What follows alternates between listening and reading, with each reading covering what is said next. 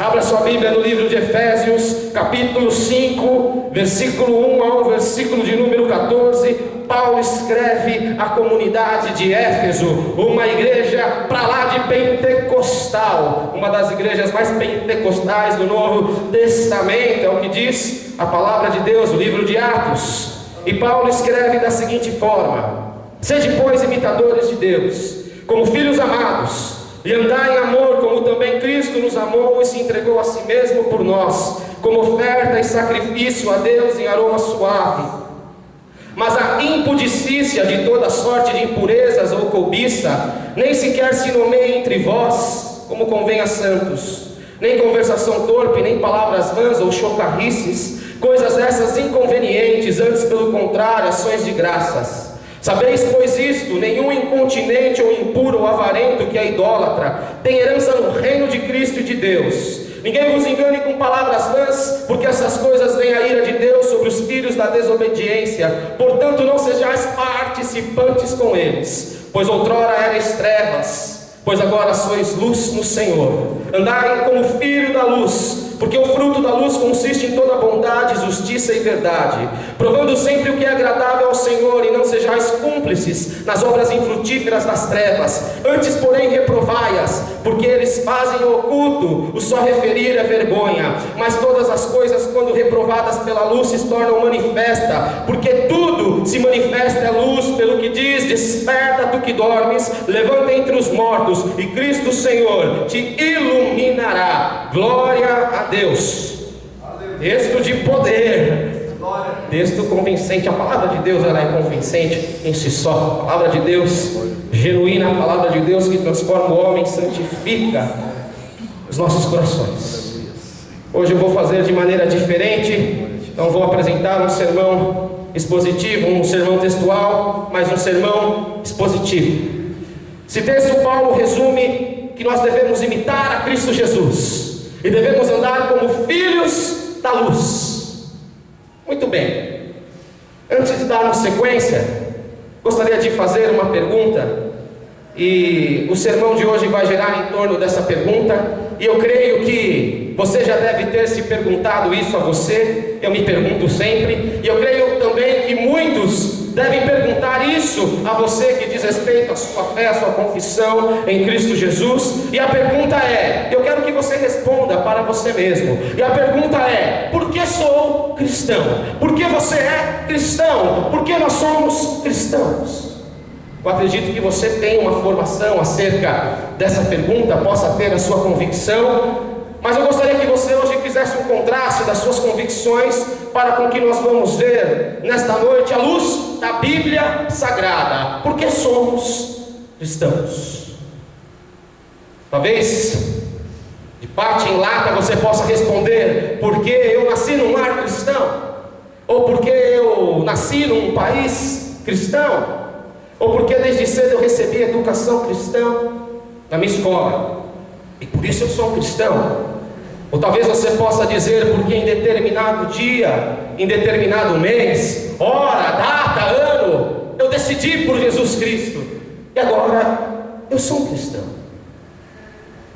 A resposta a essa questão, ela é muito mais significativa. Ela tem muito mais a dizer do que apenas fatos e circunstâncias que ocorreram em sua vida.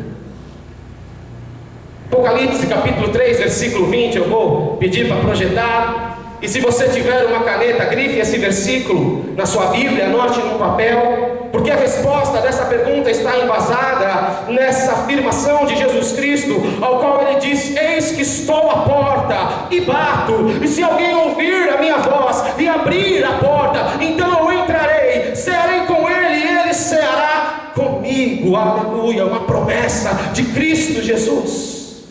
Por que sou cristão? Por que você é cristão? Porque em todo instante, porque em todo momento, porque em todo tempo, ele jamais parou de bater em minha porta. Quando eu fugia dele, ele continuava a bater. Quando eu corria dele, ele continuava a bater. Quando eu me aprofundava no lamaçal do pecado, ele insistentemente e incansavelmente, pela sua graça, me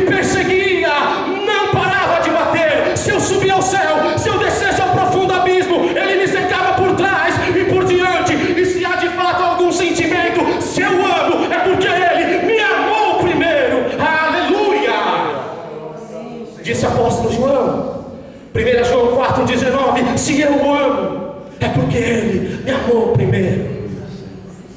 Porque Ele incansavelmente me perseguiu quando eu fugia, quando eu estava me regozijando nos meus pecados, na minha iniquidade. Ele me caçava inconstantemente. Ele não parava de bater na porta do meu coração. Sou cristão porque não é simples, porque eu quero. Sou cristão porque Ele me chamou. Sou cristão porque não decidi por Ele, mas Ele decidiu por você, e decidiu por mim, e decidiu por nós. E nós somos cristãos porque Ele assim bem quis. Aleluia, aleluia. Você entende isso? Você entende isso? Sabe o que isso revela? Sabe o que isso diz a nós? Revela o caráter de Deus. Como pode alguém amar a soma total da miséria? Você e eu, nós éramos a soma total da miséria, a escória, o pecado. Estávamos andando segundo as nossas vontades, mas Ele pega essa miséria e reconcilia com Ele mesmo. Esse é o caráter de Deus. Esse é o amor de Deus. Não é amor sentimental. Deus não tem sentimentos. Deus não se acha na necessidade, Deus não se vê na necessidade de nos amar. O amor que Deus sente por nós é diferente do amor que você sente com teu pai, com teu companheiro. Um amor sentimental não é esse amor que Deus sente por nós, mas é o amor de Deus. Ou seja, João diz: Deus é amor, a sua essência, o seu caráter, a sua natureza é o amor. E como explicar isso? Não sei explicar a profundidade, não sei explicar a intensidade, mas eu sei que Ele em si é amor. Aleluia. E João diz: um amor ágape, o amor de Deus. Ele diz que o amor de Deus consiste que Ele enviou o seu Filho Jesus por propiciação aos nossos pecados. Sou cristão porque Ele te chamou. Você é cristão porque Ele te chamou. Por mais que você fuja, Ele te cerca, disse o salmista. Por mais que você se esconda, Ele te acha. Por mais que você não queira, Ele te chamou. E a vontade dEle é soberana, está acima da sua vontade. Aleluia, aleluia. Está acima do teu querer. Segundo ponto, porque somos cristãos. Eu gosto de dizer isso, porque o cristianismo é verdadeiro, porque Cristo é real. Oh, aleluia. Porque as afirmações de Jesus são verdadeiras.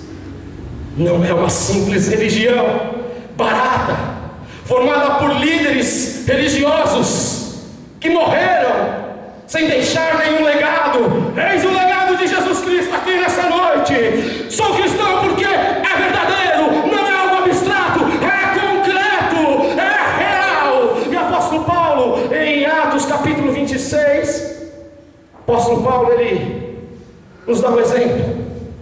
Diante das autoridades romanas, diante do rei Agripa, ele teve a oportunidade de discursar. E o apóstolo Paulo começa a falar acerca da sua herança judaica, o seu nascimento. Começa a falar da sua juventude, desde cedo já perseguindo os cristãos. Fala da sua conversão, da sua dramática conversão. E fala do seu chamado a apóstolo. Nesse exato momento, o procurador da província romana de Judéia, Festo, entra em cena e diz: Paulinho, você está ficando louco, as letras estão te matando. Versículo 25: excelentíssimo Festo,